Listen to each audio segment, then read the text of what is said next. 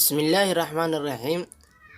Maanta waxaa qaadan doonaa meelaha daawada laga isticmaalo oo loola jeedo meelaha daawada laga qaato.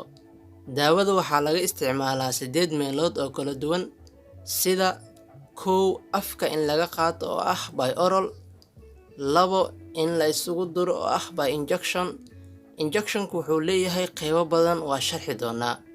3 in carabka la hoos geliyo sublingual in loo isticmaalo ama in la taqsiinto oo buccal loo isticmaalo. 4 in dabada la geliyo rectally ama xubinta haweenka vaginalka. Rectally daawooyinka loo isticmaalo waxaa ka mid ah daawada baawasiirta ama caruurta in marka qandhada haaso qanjibin in rectally loo isticmaalo. Vaginal creamska xubinka haweenka waxaa loo isticmaali karaa subosto oo kaleeta marka infection uu jiro in laga isticmaalo. 5 isha in lagu shubo ocular root in la isticmaalo ama in dhegta lagu shubo oo otic root ah iyadoo loo isticmaalayo dropska. 6 sanka in lagu shubo oo nasal drop loo isticmaalo. Tusaale ahaan daawooyinka marka caruurta naqaska uu ku dhagan yahay tusaale ahaan waxaa loo isticmaalaa daawo naqas furo ah oo sanka drops loogu shubaa.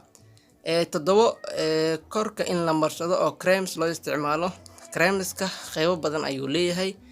Tusaale ahaan creams waxaa jiro oo xanuun baabiyaal ah, creams waxaa jiro antifungal ah, way badan yihiin.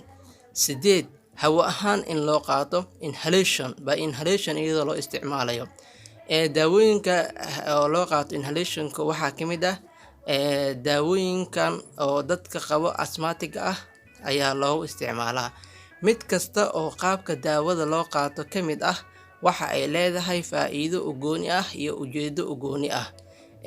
Intaan aan soo sheegnay waa 8 qaybood oo 8 meelood oo daawooyinka laga isticmaalo. Meelaha dadka laga duro injection siteska.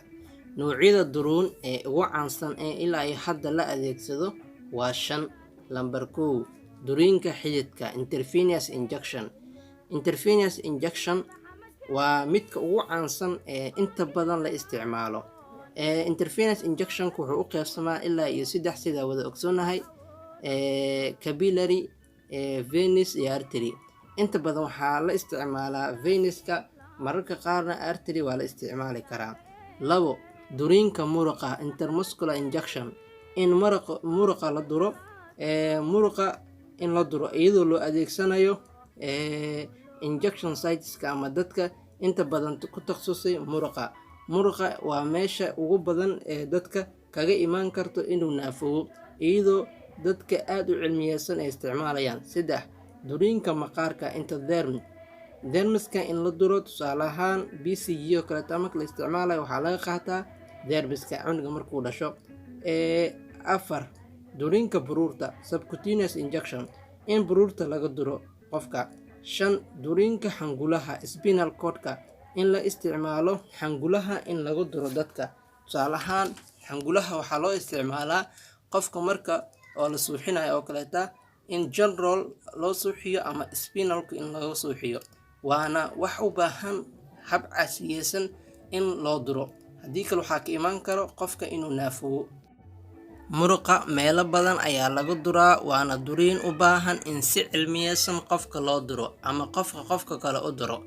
Waxaana laga qaataa qaybo badan sida sinta oo loo yaqaano ventricular muscle of the hip. Sinta marka la durayo sida wada ogsoonahay ama sida wada garanayno waxaa loo baahan yahay in si fiican looga taxadaro iyadoo la adeegsanayo in sinta 4 loo qeybiyo hashi beriwa 4 loo qeybiyo dhanka aad dureyso 4 marka loo qeybiyo qaybta sare ee midigta ah in laga duro qofka. 2 in garabka laga duro lateral muscle of the arm in garabka laga duro iyadoo si fiican looga fiirsanayo. 3 in canjarka laga duro vastus lateral sites oo kaleeta waxaa isticmaalatan dadka MCA-yada ka shaqeeya ama dadka ka dhamaatay calciumka ayaa laga duraa. Ujeedooyinka lagu duro muruqa waa in daawada u gaarto si tartiib ah jirka. Inta badan muruqa waxaa laga qaataa daawada ugu tanka badan lana doonayo in si tartiib ah jirka u gaarto. Tusaale ahaan daawada loo yaqaano penicillin 2.4 ama 4.2 kuwa ah daawadaas batataban looma ogolo in xididka laga qaato waa mamnuuc, waxaana laga qaataa muruqa iyadoo kugu keenayso xanuun badan waxaanan adag inay si tartiib ah jirka u gaarto. Waqti ayay qaadanaysaa, dhibaato badan ayaa ka maraysaa. Waxaana loo baahan yahay in lagu qaato si tartiib ah, qof cilmiyeysan inuu dadka siiyo. Waana daawo loogu talagalay in laga qaato muruqa. Qiyaasta daawada ee muruqa laga qaadan karo waa 2.5 mililitr, wax ka badan lagama qaadan karo. Daawo kastana waxay leedahay ujeedo loo qaato. Muruqa markasta daawo laga qaadanayo waa in loo qaataa qaab cilmiyeysan. waa walaalkiina Dr. Cabdisalaam Nuur Axmed oo idin leh ka faa'iideysi wacan. Subscribe saar kanaalkeena si aad u heshid fiidiyowga cusub aan soo gelino. waad ku mahadsan tahay daawashada fiidiyowgan. wixii ra'yi iyo qoraal ah noogu reeb qaybta commentiga. mahadsanidin. Assalaamu calaykum waraxmatullaahi tacaala وبركاته.